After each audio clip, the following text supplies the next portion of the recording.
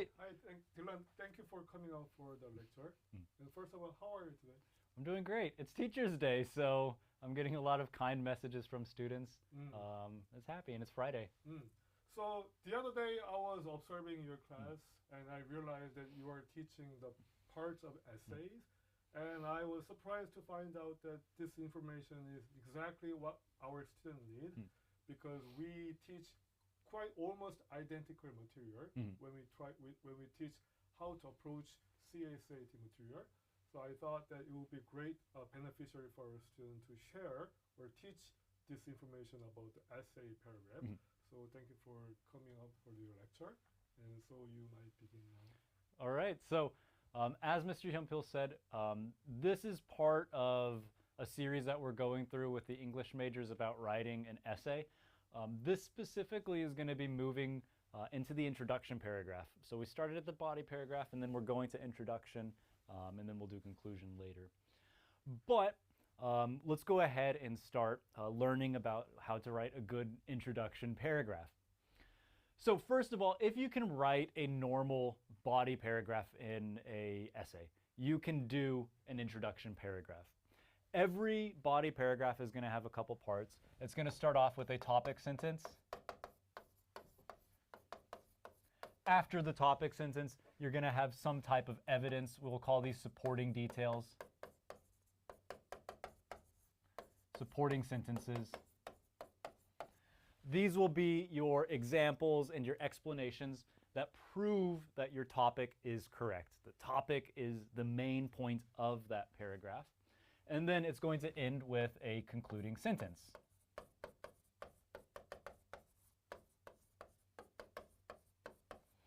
So these are the main parts of any type of basic body paragraph.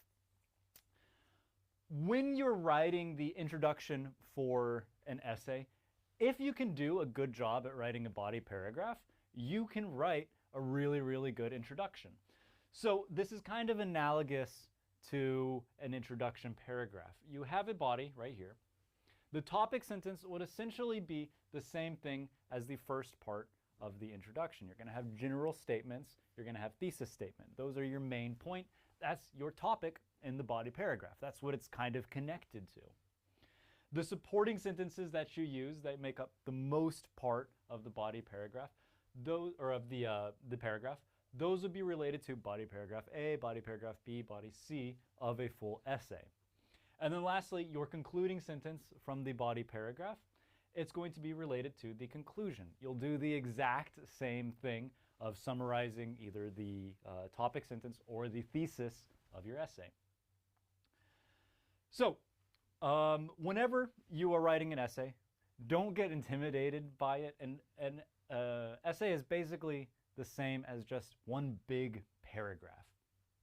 So let's go ahead and move on to the next slide. Sorry for interruption, Dillon. Hold on.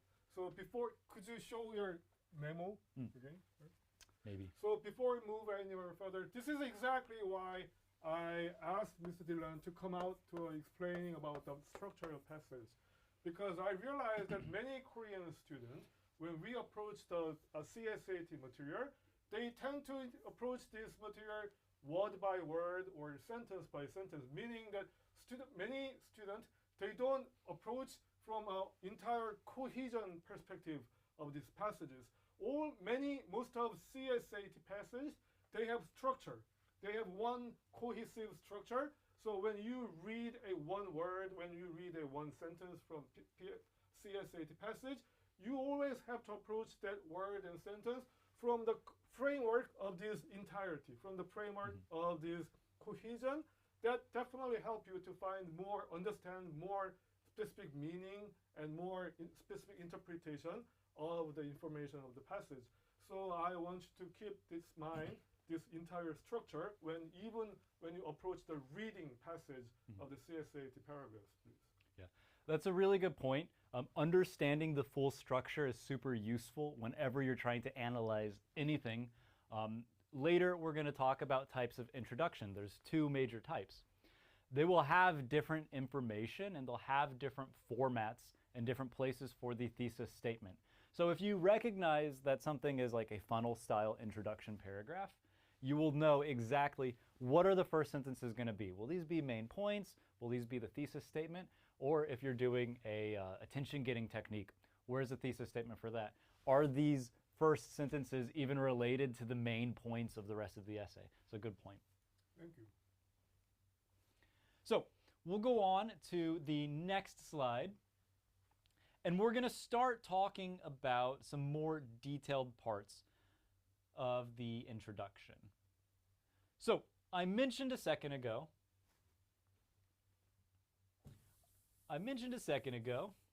okay, let's redo that part. How do you erase it all? Maybe we have to use this erase. Or maybe, can we click just this? Oh, yeah, just that. Okay. All right, so how am I doing that? There's two main parts. All right, moving on, let's talk about the specific details of the introduction paragraph. Okay. Moving on, let's talk about the specific parts of an introduction paragraph. There's two basic parts for this. Every introduction is going to start with what we call the general statements right here. In middle school, you've probably heard these general statements referred to as a hook. If you don't know right now, the hook is going to be what gets your attention.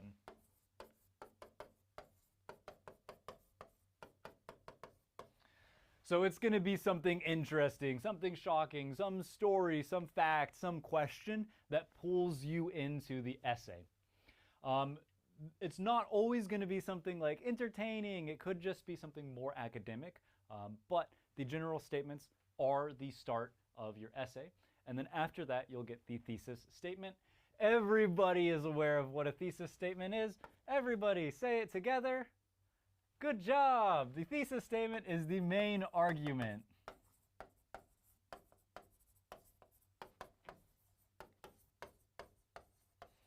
The main argument of your essay.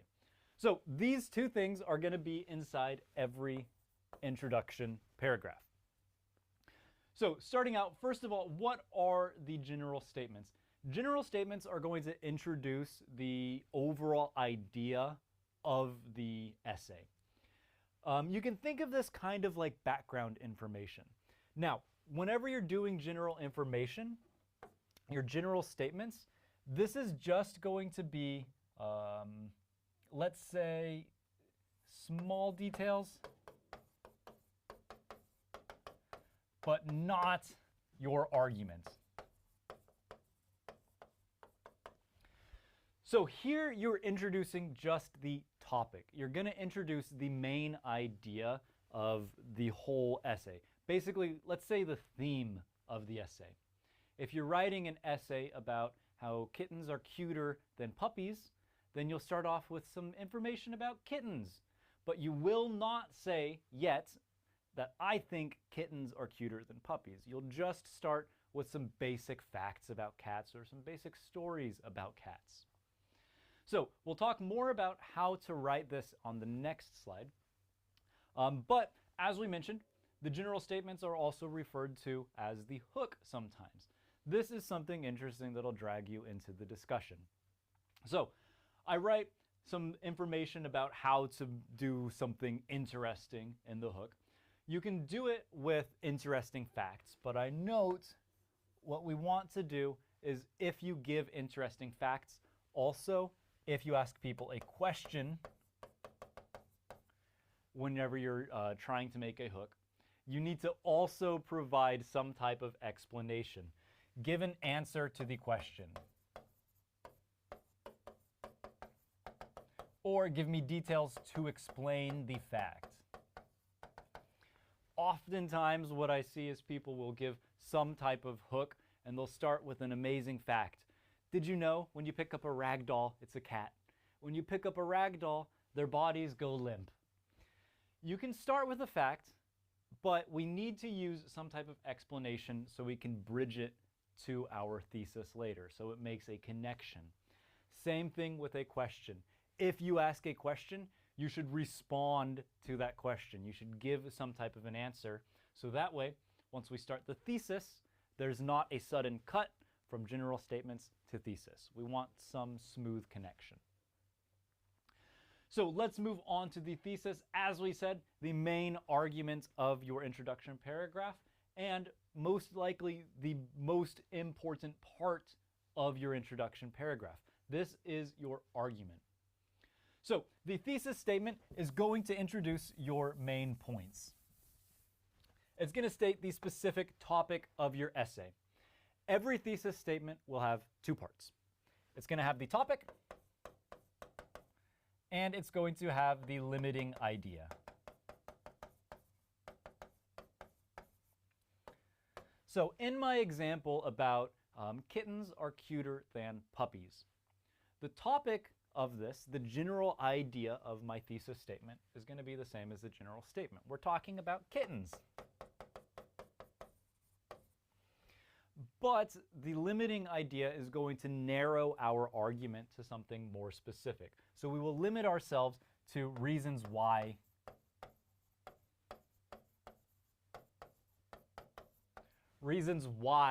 kittens are cuter than puppies. So it will tell us the specific topic of our essay. Next, it may also list the subtopics of your essay. Our thesis statement, kittens are cuter than puppies. That's okay, that's a basic thesis statement, but subtopics are going to be the smaller details about that thesis. So I could write a thesis statement that says, kittens are cuter than puppies because, 1, they are small. They're smaller. 2, they are softer. And 3, they are funnier. Let's just say they're funnier. So your thesis statement can include these small subpoints. You could also make something like, it is important to study hard for 2 reasons. It helps you pass exams and it gives you good grades later. That's a poor thesis, but you can list these subtopics. Generally, it is better to write these subtopics rather than do a basic thesis statement. Now, it can also indicate what pattern of organization your essay is going to use. We won't talk about this much inside this paragraph, but patterns of organization would be logical division of idea. So point 1 separated from point 2, separated from point 3. Or it could be something like compare and contrast. So in this essay, I'm going to compare the cuteness of kittens to the cuteness of puppies. So that essay, that thesis, indicates we will talk about similarities and differences together. Also, it could be chronological. It could be like a process essay. I'm going to explain the process of how a successful person becomes unsuccessful. You would write that inside your thesis statement. It would be baked in, included in your wording, but we will not talk about that in this. Next, it indicates the writer's position or the person's point of view. So not every thesis statement will say, I believe something, but some theses, I don't know the plural for that.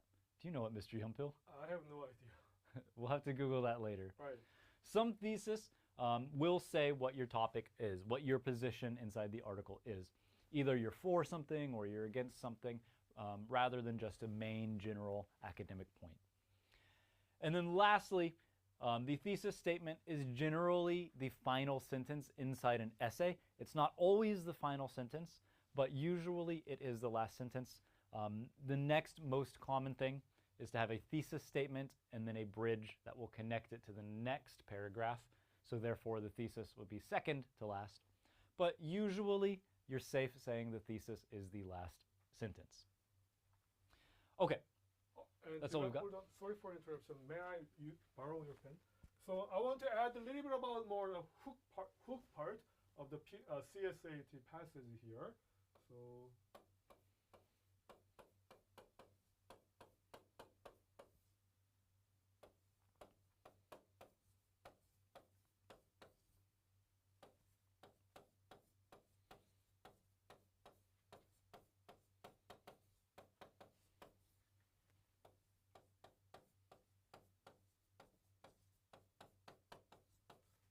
So as Mr. Dillon mentioned, when the CSAT passage begins, they normally most of the time begin with some kind of hook to provide the attention, to catch the attention from the readers.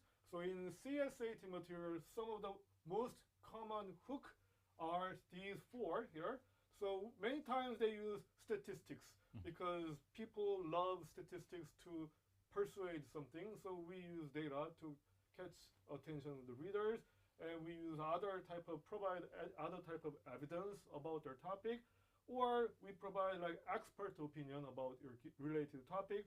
Sometimes we just provide plain explanation on the matter. So these are the four common hooks that is used in CSAT, and some of the direction of the passage, as Mr. Dillon mentioned, that in the thesis statement, trying to limit the point, and we have more focus on our argumentation side. So overall, in the CSAT passage, it begins from the small point, and as your logic develop, you talk about broader topic here, and you end up with a broader topic. Or opposite case could be same in terms of directions.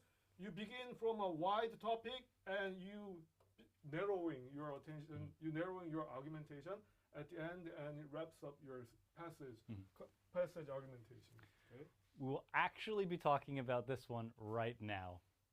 So, moving on to the next slide, maybe.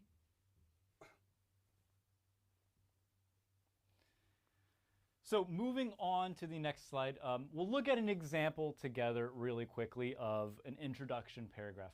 So we're going to start looking at the general sentences first in this example, and then we'll talk about the thesis statement. Below in the yellow right here, I don't know how clearly you can see it there, but below I have the thesis statements, and then everything above that, these will be the general statements.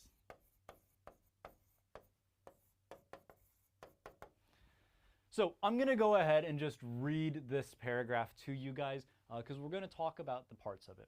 So the middle school years, grades 6 to 7, are known to be the tough years in school. These are the years when the different rate of girls' and boys' physical, emotional, and cognitive development are most noticeable. Girls develop ahead of boys in every area, and both suffer.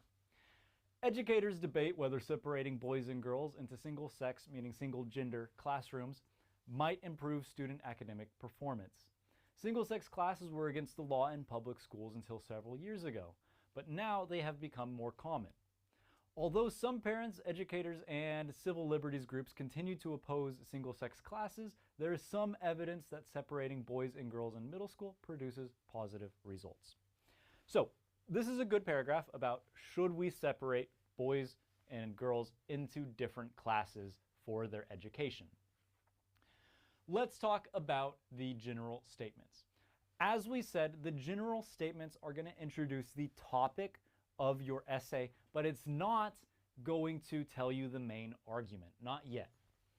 So we start off, what are we talking about? What are the general statements? We're talking about middle school, first of all. We're talking about the different rate of development for boys and girls in the very beginning. So we know we're going to talk about some type of psychological, emotional, physical development and how it's going to be different between boys and girls. We also learned a little bit of interesting information. Remember, this is a hook. We learned that, oh no, apparently both people suffer, both boys and girls suffer due to this development. So now we want to read more. We've got something interesting to suck us in. Next, we get the thesis statement. We've learned about what the general topic is. Boys and girls, they develop differently. I will also add that it's going to be something about academic performance. But the thesis statement will now tell us exactly what we want to know. We're going to learn the author's position when they say that some people oppose single-sex classrooms, but there is evidence that separating them produces positive results. We learned the author's point of view. Single-sex classrooms are good. They produce good results. Why are they good? They produce good results. So we started with general statements about boys and girls. They develop differently. We got a little bit of background information about the past. And then we move into the thesis, the main arguments of this essay, our points of view, and then the reasons why we believe it. And we'll talk about these in more detail next. Any comments? Nowadays, when we make a transaction in this part of introductory, in old days, we used to provide clear conjunction word, like however, but nowadays but now in modern CSAT passages, we are intentionally removing all those conjunction words in order to make it difficult for a student to cipher the passage. So just as Mr. Dillon mentioned, that I guess it might be helpful for students if you just keep in mind that in the beginning you have a general statement, and although there is no conjunction word, the sentence naturally moves to more focused, more specific area and more clear argumentation of our authors in later stage. And we'll talk about the structure a little bit more right now. This structure is going to be called the funnel structure. It's what Mr. Humphill mentioned just a moment ago. So whenever you are writing an introduction paragraph, there's many ways that you can organize the introduction.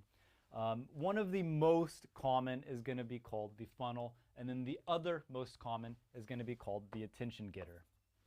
So funnel would be the first one, and then attention getter would be the second. We'll start first by talking about the funnel introduction for an essay or for an introduction paragraph. A funnel is like a triangle. You pour water into it, and then it gets smaller and smaller until it comes at the end. What is funnel in Korean? It's called 깔때기. 깔때기. 깔때기. And do you oftentimes use funnel in your real life? I don't think of it. No, the reason. Really? 깔때기? It's fair enough. That's close enough. Yes. So the funnel style introduction, as you start wide, you get narrower as you go. So this makes sense logically when you think, what is a funnel? You're going to start your essay with broad topics, broad general statements.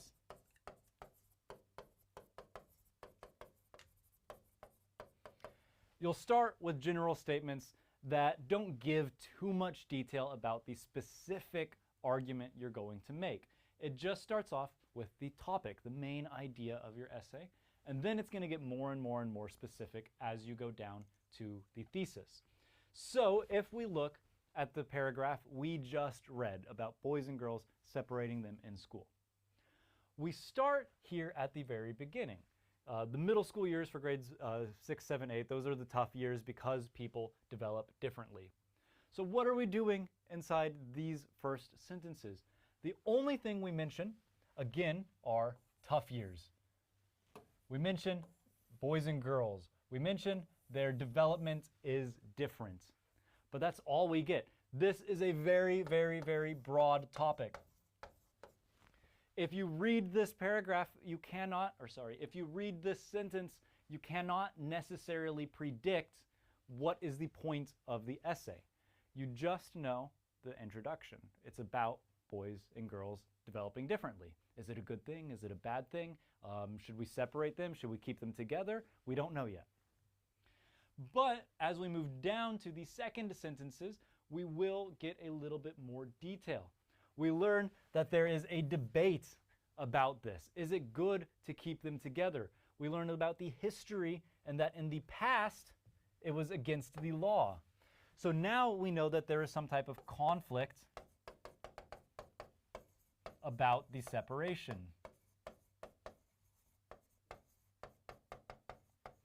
And this has moved us closer to the thesis. We started with just boys and girls develop differently, but that might not be a good thing to separate them all the time. Should we separate them? Is it a good thing? Some people say yes, some people say no. And then we get the final sentence. We get the thesis. The author is going to state their opinion about this stuff up here, and it will line up the arguments for the rest of the essay. Now, some information about the funnel. You're starting broad, and then you get more and more and more detailed. If you are writing an introduction paragraph and you use a funnel style introduction, this is best for any type of academic or professional, any type of academic or professional essay. The next one we learn about, you can use it more for opinion-based essays, but this one is best because it's focused on clarity. It's very clear what is the thesis statement. It's very clear what is the topic of this. When we contrast it later with the attention-getting introduction style, you will see that the funnel is focused more on moving from one idea to the next in more and more and more detail. Before we move on? Oh, so in summary, when we say the funnel introduction is maybe the one of the most common structure that's used in argumentatory persuasive passage. So what you might remember is we begin wide and try to focus and get a more focused and detailed argumentation to the end of the funnel structure. And still we are still at the introduction section of the passages. Okay? So we're still at the introduction. Our thesis statement, which we will talk about later, it will give us some details about the body paragraphs, but for now, we're not at that point. Next. Okay. So this is another example of a funnel style introduction. Remember, we're going to start broad, and then we're going to get more detailed as we go. So this is about health. When it comes to health, there are few areas that one can control more than diet and exercise. So we should be broad. What are we talking about? We're talking about health. They mention diet and exercise, but that's all they really mention. We know the main category of this essay, nothing more. Should we only diet, or is diet more important than exercise? Or should we completely stop? You cannot predict the main point until you read farther. While exercise is encouraged in public schools through physical education classes, diet is too often overlooked. So now we have gotten more precise in what we are describing. We talk about, we do diet in public school, but what we do not do is exercise. Or sorry, switch that. Exercise is encouraged inside public schools, but we don't really pay attention to the diet. So now we've introduced, this is kind of a conflict, and we've moved from just diet and exercise to we are doing one, but not the other. In fact, most schools across the United States stock their vending machines with unhealthy options like chips and sugary beverages. So we're getting more and more detail specifically about diet right here. More information. We will end with the thesis, to promote healthy lifelong habits, junk food should be banned from public schools. So we now have the author's opinion. Junk food should be banned. We know what the main point of this essay is going to be, especially those known to contribute to the obesity epidemic. We have limited ourselves now to one very, very, very particular topic. So we started at the top. We just mentioned generally health. That's all we mention, a sentence or two for that. But then we get more specific and we say, well, we are not dieting in school. So people exercise, but they're not dieting. We've gotten more detailed about health. And then last, we end with our thesis statement. I'll just write thesis here. And we learn specifically what about health, what about dieting in school will we talk about in the essay. We are going to talk about banning those foods. It is necessary because those foods in schools are contributing to obesity. So this is an example of a funnel. Anything? And I don't have anything to add more on the theory, but by looking at this word here, it reminds me of a joke. So Mr. Dillon, computers. Okay. Computers have their own favorite food. Do you know what computers' favorite food is? Is it going to be like microchips? Exactly, yes. It is microchips. Computers love microchips here. And also, speaking of food, you like corn, Dillon? I do. Okay, so So we have Mama Corn and Baby Corn. One day, Mama Corn and Baby Corn, they went out for a walk. Okay. And suddenly, Mama Corn is wondering where her husband is. So you know what Mama Corn says to Baby when she's wondering where her husband is? She says, when she's wondering where her husband is, she says, to Baby. What does she say to Baby? Where is your popcorn? oh my God. Mama asks, hey, where is your popcorn? Pop is another word for father. Exactly. Yes. So where's the popcorn? Yes. So also, I've learned this one quite recently. Here. Oh, it's quite poor drawing, but Dillon, can you guess what this is? It's a Korean. No. This is a Scarecrow. exactly. Scarecrow. Yes, Scarecrow. thank you. This is a scarecrow.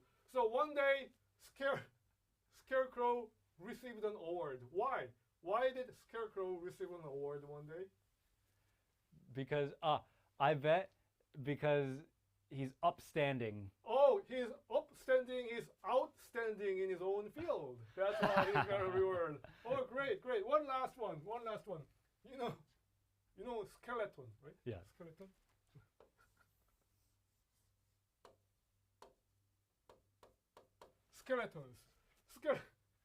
Skeletons, they never get to fight against each other. Why? Why does skeleton never get to fight against each other? Why? Because they never get to fight each other because they're... Skeletons. I don't know. They don't have guts. Oh, they don't have guts. Skeletons. Those they are only don't have bones. guts. Yes, they only have bones. And just for a student, like, have guts. It's like a phrasal verb, like something like courage or bravery. yes, exactly. So yes. So they don't fight because they have no guts. They're skeleton. Guts are like inside your body. All right, one last one. Okay. One last one. Sorry. Dillon, do you remember how many letters do you have in English alphabet? 26? 26. I only know 25, and I don't know why. Okay. I only know 25 letters in English, and I don't know why. He doesn't know why. Yes, thank you so much. Excellent. I have one. Oh, I created this. Mr. Yumpil already knows it. Mr. Yumpil, what is an American's favorite soup? Be cook. Yeah. American's favorite Me cook cook. is me cook. Ta-da! That's funny. Good one, Mr. Dillon. Me cook. I made that. Great, Dillon. All right. Moving on. Yeah. So, funnel example finished. Now we'll talk about the second most common type of introduction. This one, if you're writing, this is probably also the easier one to write about as well. It's called the attention getter. Now, everybody knows New Jeans. You got me looking for attention, like that. That's what this paragraph is going to be about. So the attention-getting introduction is meant to get somebody's attention. It's meant to attract them and pull them into your essay. The funnel technique, you can also create something interesting to grab somebody's attention, but it is more focused on organization, while this one is more focused on really trying to sell somebody an idea.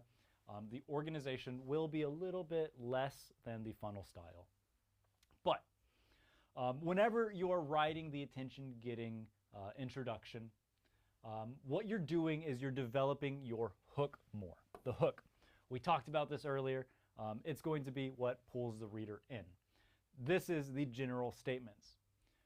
When you begin the attention-getting paragraph, there's a couple common things that people use. Usually, it will start with something like a dramatic story, where you tell something about, oh my God, a long time ago there was a knight and he was killing dragons and then one of those dragons became real. Something like that. Just something crazy to pull them in. Make sure though, it's going to be connected to the thesis later.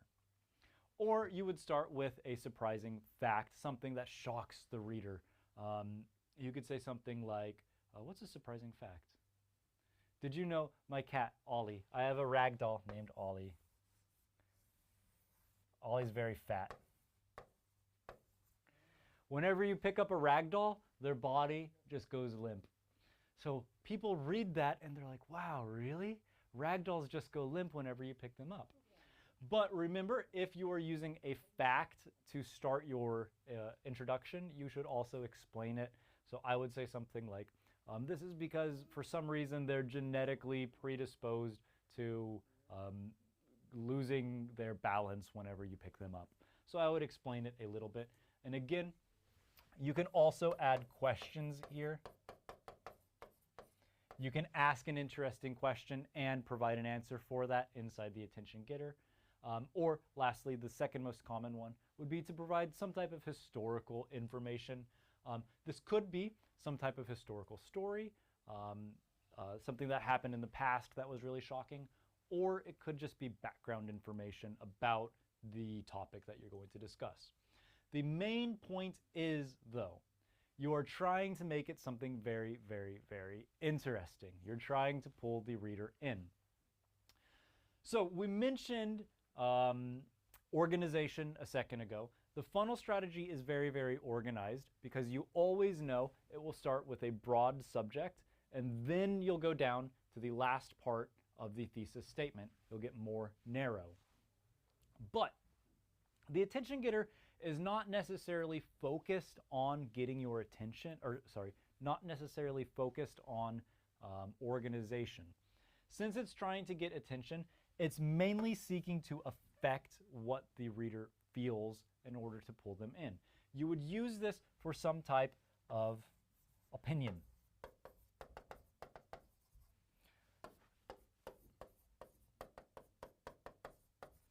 So if your teachers asked you to write a position essay where you say, I think A is better than B, you could use an attention getter.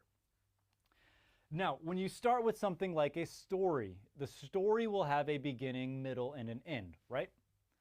So you will be doing beginning, middle, end of the story, and then you will have a thesis statement. So it's not going to be as clear as just a funnel style. There might be a lot of information in the beginning that seems like that could be a thesis, that could be a thesis, but you will not know until you arrive at the very end. So don't use this style if you are doing any type of professional or academic writing. You may see this on the CSAT, but for you guys specifically, keep it clear. Next, this final part, you guys don't have the book, so you're not going to do this.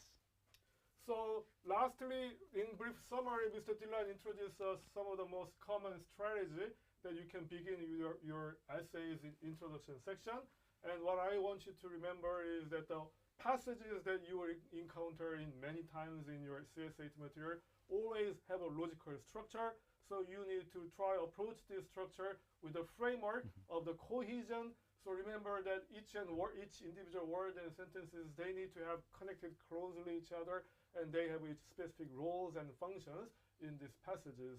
So, and I guess we will try to divide section into more smaller part and try to introduce different sections further in the separate time this time. But for this time, thank you, Mr. Dillon, for coming out and giving a great lecture here. Yeah. And I'm sure that it will definitely help our students. Yeah.